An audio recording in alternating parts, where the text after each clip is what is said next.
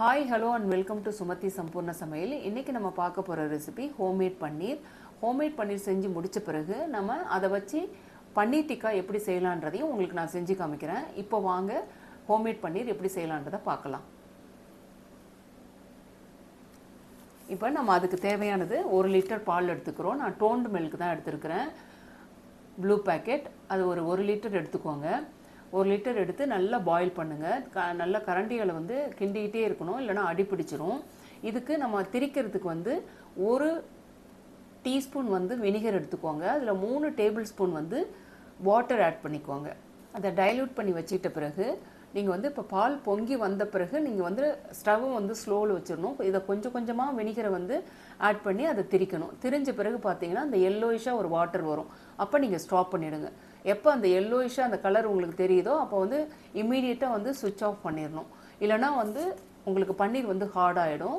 இப்போது கீழே ஒரு பவுல் வச்சுக்கோங்க, பெரிய பாத்திரம் ஒன்று வச்சுக்கோங்க. அது மேலே ஸ்ட்ரெயினர் வச்சுட்டு அது மேலே நம்ம மஸ்லின் கிளாத் போட்டுட்டு இப்போ நம்ம திரிச்ச பன்னீர் இதில் கொட்டிடணும். இதில் ஊற்றி நல்லா வடிகட்டுங்க. வடிகட்டின பிறகு அதில் அந்த தண்ணி அதில் கீழே இருக்கும். அந்த தண்ணியை நம்ம எம்டி பண்ணிவிட்டு திருப்பி அதே பவுலில் கீழே வச்சு திருப்பி அகெயின் நீங்கள் அந்த பன்னீரை வைக்கணும். ஏன்னா அது சூடாக இருக்கும்.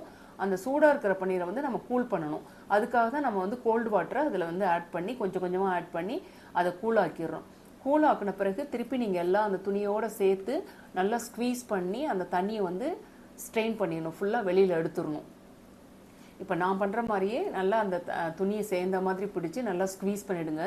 தண்ணியை வெளியே எடுத்துருங்க. இந்த தண்ணி வெளியே அந்த ஸ்க்வீஸ் பண்ணி எடுத்த பிறகு இம்மீடியட்டாக அந்த தண்ணியெல்லாம் எடுத்து ஊற்றிட்டு எகைன் நீங்கள் கீழே ஒரு எம்டி பவுல் வச்சுட்டு இந்த ஸ்ட்ரெயினரை வச்சு இப்போ நான் செஞ்ச மாதிரியே துணியை அந்த உல்ட்டா பண்ணி வச்சுட்டு மேலே ஒரு பிளேட் வச்சு இந்த வெயிட்டாக இருக்கிற ஒரு கல்லை வச்சிங்கன்னா அது ஈவனாக ஸ்ப்ரெட் ஆகி நல்லா அந்த தண்ணி இருக்கிற கொஞ்சம் தண்ணியும் வெளியில் வந்துடும்.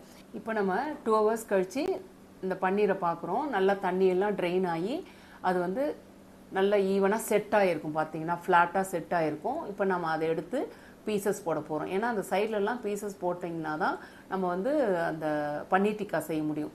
உங்களோட சைஸ் நீங்கள் எப்படி வேணாலும் எடுத்துக்கோங்க. அதுக்கு தேவையான பன்னீர் டிக்கா செய்கிறதுக்கான தேவையான மசாலாவை நான் உங்களுக்கு சொல்கிறேன். நீங்கள் அது மாதிரி பண்ணிக்கோங்க.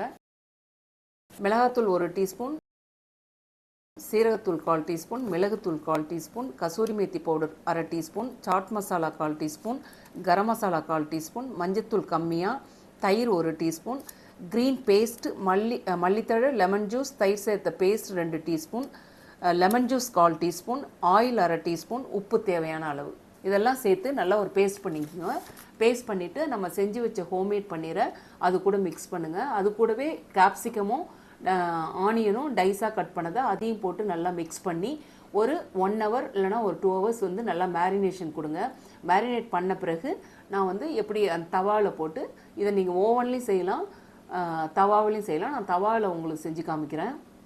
கொஞ்சமாக தவாவில் ஆயில் விட்டு நம்ம செஞ்சு மேரினேஷன் பண்ணதை இதில் ஒவ்வொன்றா ப்ளேஸ் பண்ணி 2 பக்கமும் நல்லா திருப்பி போட்டிங்கன்னா நல்லா உங்களுக்கு சாஃப்டாக வந்துடும். அந்த பன்னீர் ரொம்ப டேஸ்டியாக இருக்கும்.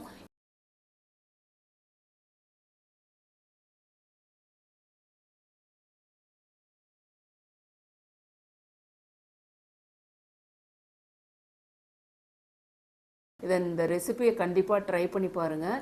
இதை ட்ரை பண்ணி பார்த்துட்டு உங்களுக்கு பிடிச்சிருந்தாக்கா லைக் பண்ணுங்கள், ஷேர் பண்ணுங்கள், கமெண்ட் பண்ணுங்கள் அண்ட் சப்ஸ்கிரைப் பண்ணுங்கள். தேங்க்யூ ஃபார் வாட்சிங்.